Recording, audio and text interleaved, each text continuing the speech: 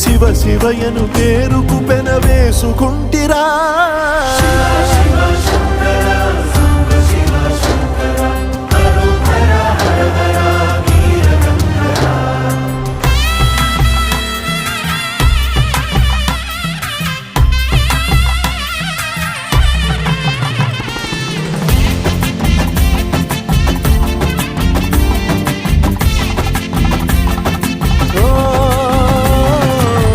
కొండవాగు నీళ్లు నీకు లాలపోయనా, అడవి మల్లె పూల దండ అలంకరించనా.